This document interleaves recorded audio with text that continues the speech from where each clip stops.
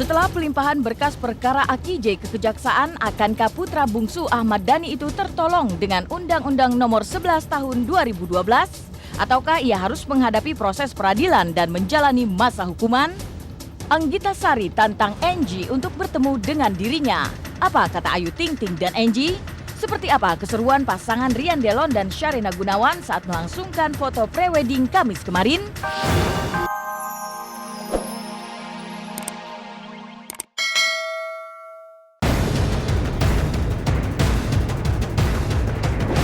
Halo, selamat siang pemirsa Global TV. Seleb on Cam kembali hadir menemani Anda selama 60 menit ke depan untuk menyajikan kisah dari public figure secara mendalam. Tidak sedikit biaya yang harus digelontorkan Ahmad Dhani untuk menutupi semua dampak atas kecelakaan yang dialami putra bungsunya Akij. Kecelakaan yang merenggut sejumlah korban jiwa serta sejumlah korban lainnya mengalami luka-luka kini menjadi tanggung jawab sang musisi. Begitu pula dengan biaya pengobatan sang anak yang telah menjalani beberapa kali operasi. Apalagi ketika Ahmad Dhani tidak bisa mengklaim asuransi lantaran Akij dianggap melanggar hukum. Terhitung sejak kecelakaan, Dhani mengaku telah menghabiskan biaya hingga 2 miliar rupiah. Lalu benarkah pentolan band Dewa 19 itu mengalami kebangkrutan? Intinya saya itu duitnya udah habis, jadi nggak ada biaya-biaya macam-macam lagi untuk urusannya dulu. Gitu kalau misalnya mau di penjara ya di penjara, jangan lama. Karena terus terang kita udah kehabisan duit istilahnya. Iya, dari saya semua udah mencapai 2 miliar,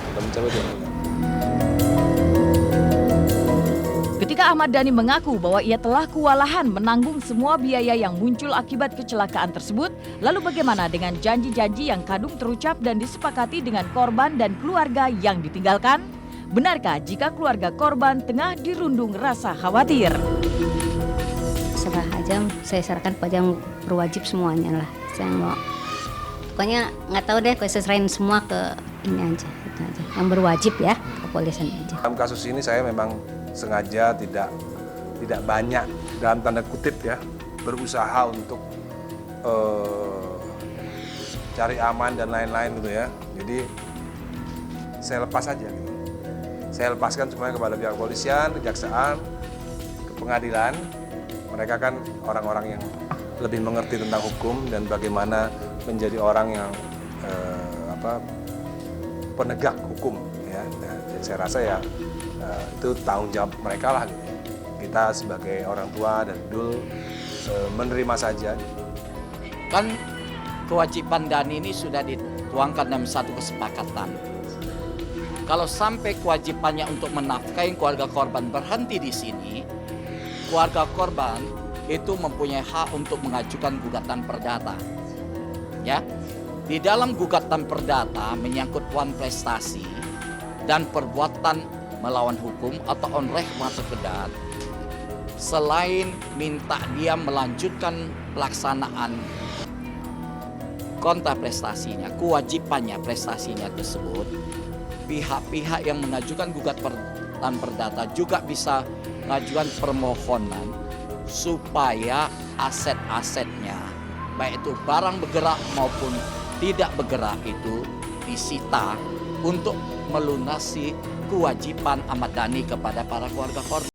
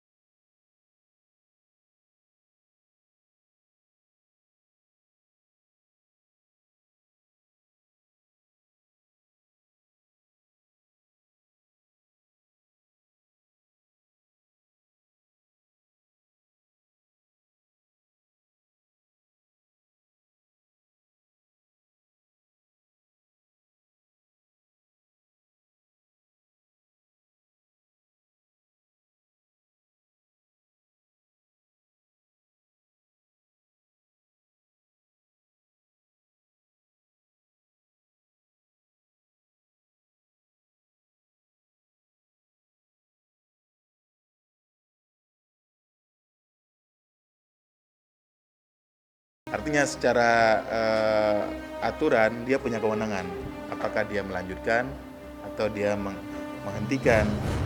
Kita harus menghormati polisi sebagai institusi yang punya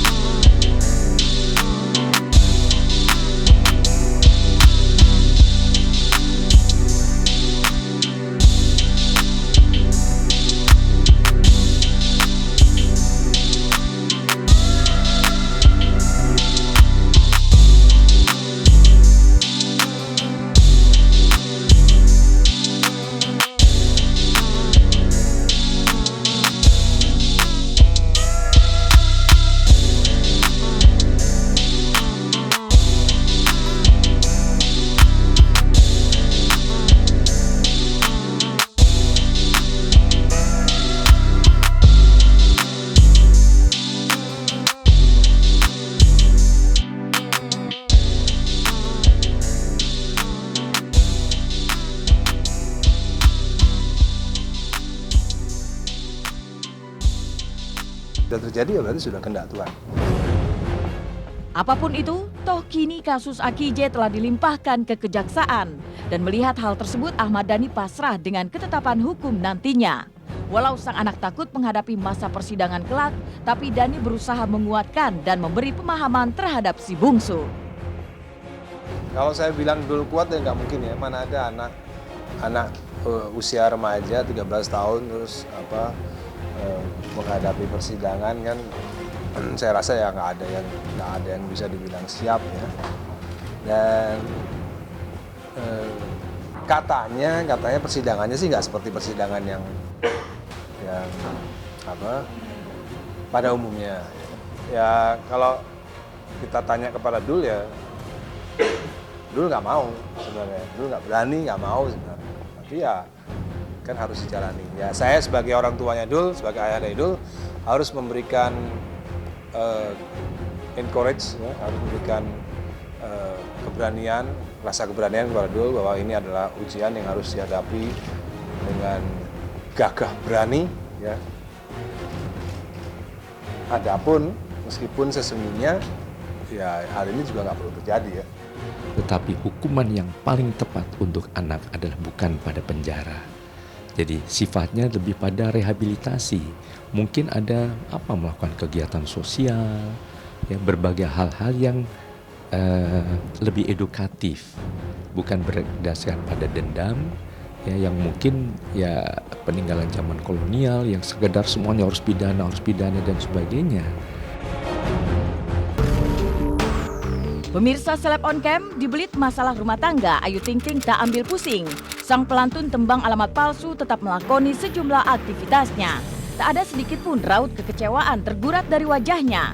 Itulah yang terlihat ketika ia mengisi salah satu acara musik Kamis pagi kemarin.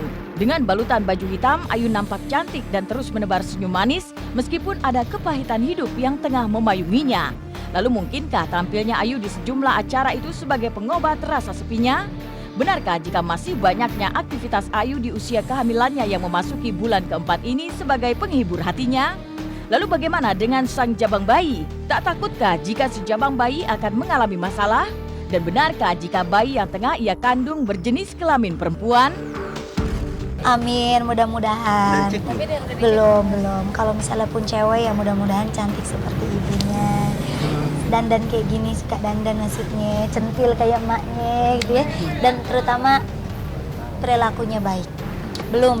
Saya belum persiapan apa-apa gitu ya. Paling nanti kalau misalnya waktu-waktunya libur lah, lagi senggang, lagi pikirannya enak, lagi nyantai gitu, baru deh nyari-nyari. Itu makan gampang gitu. Kan banyak yang jualan, emang kecuali satu orang yang jualan, cari orangnya dulu gitu susah gitu. Si jabang bayi rupanya menjadi pelipur hati yang ampuh bagi Ayu Ting Ting di ambang batas keutuhan rumah tangganya dengan sang suami. Namun Angie yang ditemui Kamis kemarin justru enggan bercerita banyak tentang apa yang kini membelit keluarganya. Lalu benarkah sikap tertutup Angie lantaran ia tengah jatuh sakit? Ataukah justru karena geram dengan kemunculan sejumlah wanita yang mengaku pernah berhubungan dekat dengan dirinya? Tapi udah enakan kok. Sakitnya kenapa sih, Mas? Biasa, enak badan aja cuaca. Pengaruh dari juga masih merenji. Maaf ya, Sakit apa sih, Mas Enji? enak badan aja kok. Ya. Demam. Ya biasa cuaca, nggak enak badan jadinya. Di antara permasalahan rumah tangga Ayu Ting Ting dan Angie, Anggita Sari justru menantang suami Ayu Ting Ting itu untuk bertemu dengannya secara langsung. Lantas apa sesungguhnya yang ingin dicari Anggita dari pertemuan tersebut? Mengapa pula ia begitu berhasrat untuk bertatap muka secara langsung dengan sosok yang ia sebut pernah menghamilinya itu? Tolong saya stop, saya case close kecuali kalau teman-teman wartawan ini bisa menemukan saya sama Angie tanpa ada pengacara di sampingnya. Jadi maunya gimana? Maunya setiap dari Mbak Ella maunya setiap. Maunya ya Mas ngerti sendiri kan gimana cara triknya segala macam. Saya mau ketemu Angie tanpa ada pengacara di sampingnya dia. Saya berdua dengan Angie ditanyain berdua karena ini dia udah sangat memojokkan saya. Alasannya Mbak. Bentar. 5 menit lagi. Bang, alasannya Ada Depok. Hajar Depok. Gue nggak takut sama Angie. Nggak ada tantangan lah, kita nggak perlu, nggak ada kaitan, nggak ada yang mau ditantang. Saya bilang, sekalipun itu benar, so what? Udah lupa deh. Intinya si Angie bilang misalnya, aku yang bilang, saya bilang sama Angie, sekalipun benar bilang aja, bye. Aku nggak ingat kamu lagi. Siapa lo? Gitu loh. Benar pun so what? Kalau saya begitu, kalau cewek nanti, so what?